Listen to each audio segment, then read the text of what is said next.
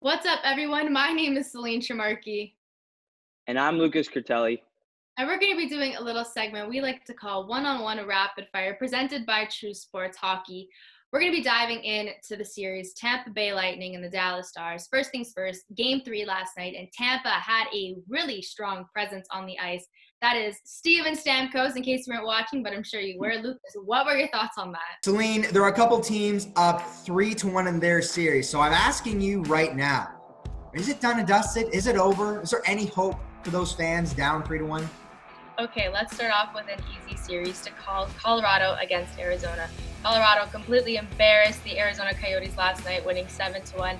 And I mean, they've been all over Arizona throughout the whole entire series. They have such a more dynamic core. Yeah, and Steele, he's not only just a left wing, he can play center too. So he's really a dynamic player, and he has such a commanding presence on the ice. And his high-end puck handling and skating abilities is off the charts.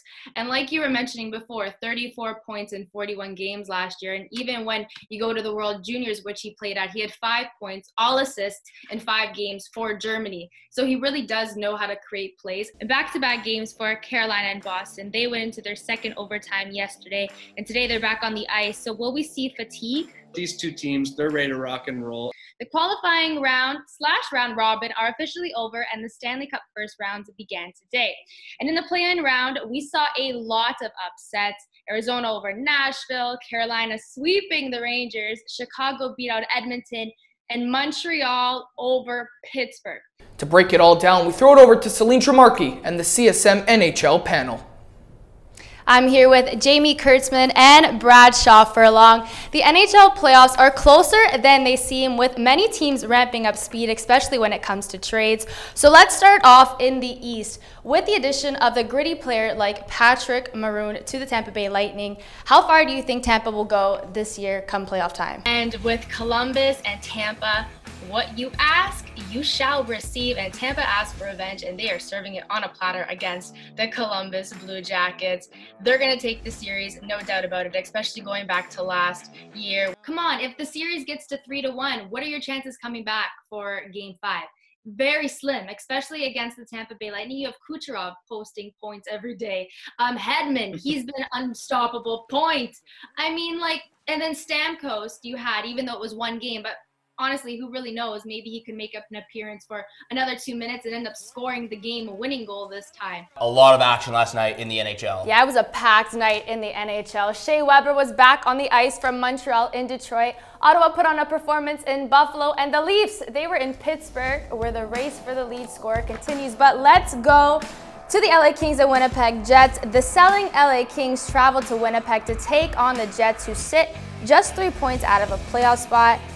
The Jets would go on to win this one 6-3. Yes, that's right. The NHL 2020 season is back on, and we are heading straight for playoffs. What team do you have winning the Stanley Cup? Colorado, Boston, St. Louis?